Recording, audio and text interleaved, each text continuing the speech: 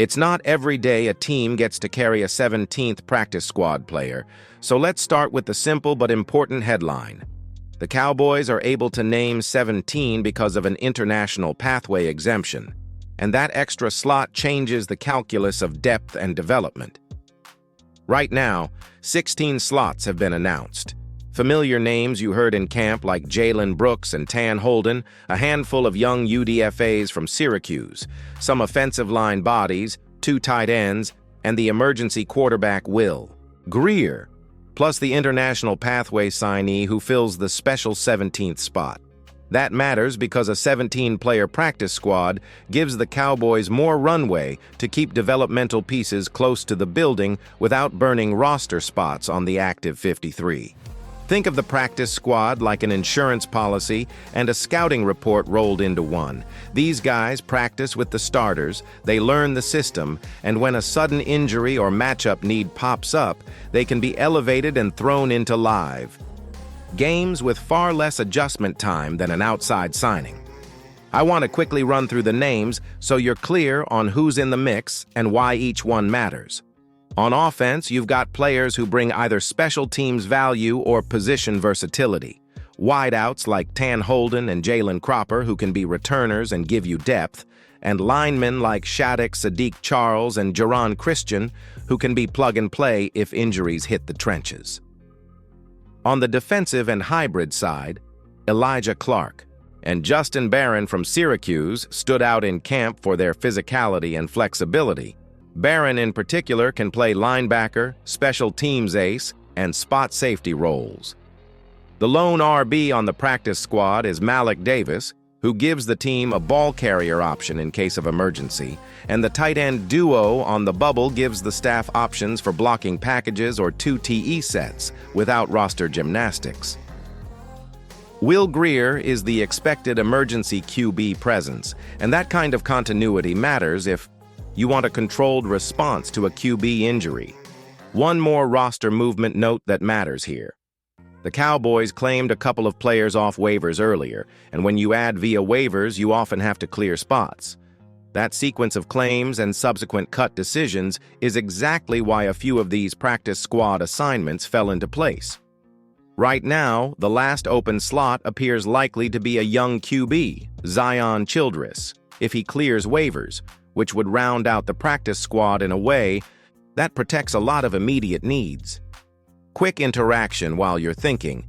Do you think the Cowboys should prioritize special teams value when filling practice squad slots or focus on raw positional upside? Vote in the comments. Type special teams or position. And if you get value from this breakdown, hit subscribe. We're pushing for 16,000 subscribers, and every new sub helps the channel keep delivering daily Cowboys updates. When you look at the offensive side of the Cowboys practice squad, you start to see the thought process behind the front office decisions. Let's begin with the wide receivers because that's where most fans had their eyes during cutdowns. Tan Holden, Jalen Brooks, and Jalen Cropper all land on the practice squad, and that's a good thing for depth and development.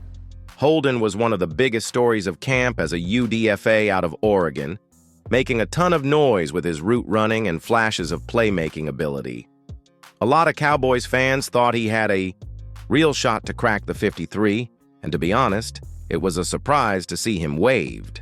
But the practice squad gives him another chance to stick around, keep working in the system, and be the kind of player the team can elevate if injuries hit the wide receiver group. Jalen Cropper, meanwhile, gives you a little juice in the return game. He was back deep during the preseason and showed enough wiggle that special teams coordinator John Fassel clearly wanted him close. That's a valuable skill set to stash, because returners are one of those roles you don't want to scramble to find mid-season. Jalen Brooks, who actually made the 53-man roster last year as a 7th-round pick, is back in the mix as well. He's another developmental receiver who has shown flashes but just hasn't fully cracked the depth chart ahead of the starters. Between Brooks, Holden, and Cropper, you basically have 3 different styles of wideout who can be called up at any point depending on what the offense needs. That's smart roster management. Now let's shift to the offensive line because this is where the Cowboys always want insurance. With the recent trade of Asim Richards, depth became even more important. That's why you see Sadiq Charles and Geron Christian both land on the practice squad. Charles, in particular, had some buzz as a possible 53-man candidate, but when you factor in the numbers game and the risk of losing him on waivers, the Cowboys took the chance. He went unclaimed, so now they keep him in-house and can elevate him whenever necessary. Geron Christian is another veteran tackle who provides security. If there's one position you can't afford to be thin at, it's offensive line, and the Cowboys now have 2 extra bodies in reserve without forcing them onto the active roster. Running back depth is also covered. Malik Davis, who was squeezed out of the 53 after Rico Dowdle and Deuce Vaughn locked down backup spots, stays around on the practice squad. He knows the system. He's reliable, and he gives the Cowboys an emergency option. Then you've got the tight ends, Princeton Fant and Raldo Farweather. Keeping 2 tight ends on the practice squad might feel heavy, especially with the Cowboys already carrying multiple on the active roster, but think about the packages Mike McCarthy likes to use.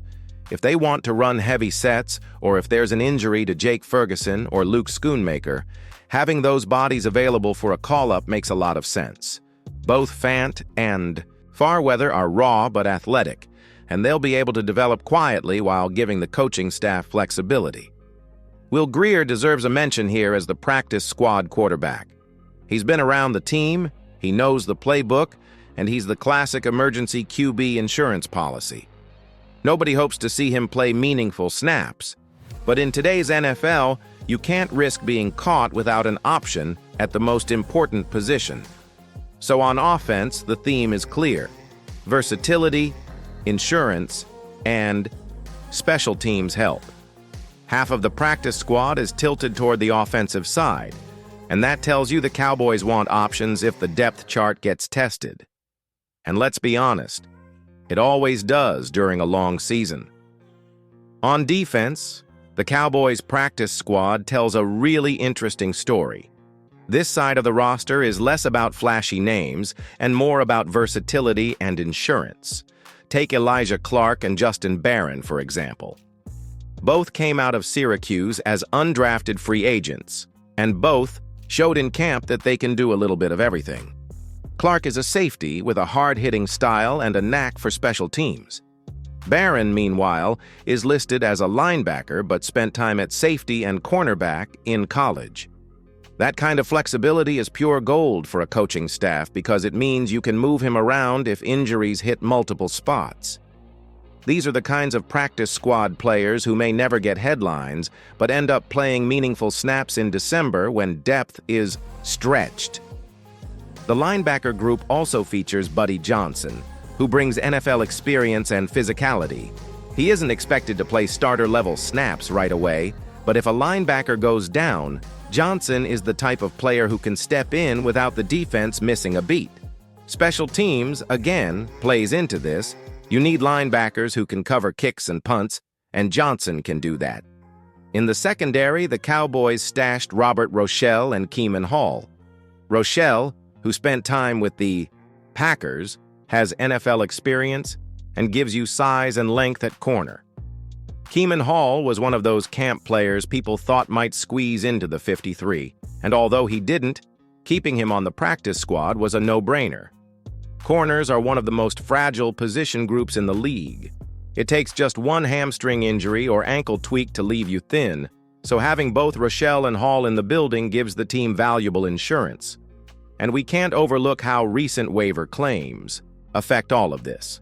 The Cowboys picked up Tricky Briggs from the Chargers and defensive back Reddy Stewart from Minnesota. To make room, they waived 2 players, including Zion Childress, a UDFA safety from Kentucky. The expectation is that Childress will clear waivers and be re-signed to the practice squad as the final member. If that happens, it balances out the roster perfectly, giving Dallas depth at every defensive level and a solid mix of youth and experience. So the defensive practice squad reflects a clear theme: special teams and versatility. The Cowboys want players who can wear multiple hats, fill different roles, and step in at a moment's notice. These aren't just placeholders, they're potential difference makers down the line. All right, let's pull all of this together and talk about the real-world impact. What these practice squad moves mean week to week, and why you should care as a fan. First, the obvious. Injuries are inevitable in a 17-week sprint plus playoffs, and the practice squad is where the Cowboys' season can be saved or strained. If a starting receiver goes down, someone like Tan Holden or Jalen Brooks is the first easiest call-up because they already practice in the offense and can slide into packages without a full acclimation period. If a lineman gets nicked up, having Sadiq Charles and Jaron Christian nearby means the team doesn't need to panic sign an external option and risk a long learning curve. On defense, the names we discussed, Elijah Clark, Justin Barron, Buddy Johnson, are the kind of players who can close the gap when rotation players miss time, especially on special teams where every tackle and blocked lane matters. Second, development matters more than most fans realize. Some of these players aren't just fill-ins, they're investments. The coaching staff gets practice reps with these guys, evaluates them against NFL competition every day, and then decides whether to elevate them for a game plan or stash them, longer term. That's why the International Pathway Edition is interesting. It's another developmental asset. If the Cowboys hit a string of injuries and they're forced to promote multiple players, the internal continuity from a practice squad elevation often beats bringing in a stranger off the street. Third, roster flexibility is a strategic advantage. By carving out the 17th slot for the International Pathway exemption and keeping a mix of veterans and UDFAs, the Cowboys maintain options. Week to week, they can elevate players for game day and then revert them back without burning futures. That's a chess match for roster managers, and so far, Dallas is playing it conservatively, but smartly. My short-term prediction? The most likely promotions during the season will come from the offensive side, a WR like Holden or Brooks if injuries hit, and an OL like Charles if there's a line injury. On defense, expect elevations to be driven by special teams' needs. If a core coverage player misses time, Barron or Clark could get a look.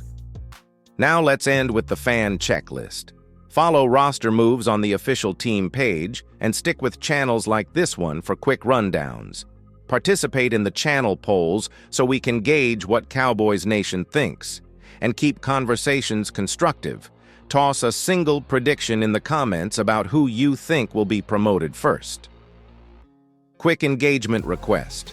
Hit like if this breakdown helped you understand the depth moves, and subscribe to help push this channel toward 16,000 subscribers. That's the target that keeps us bringing daily detailed Cowboys content right to you.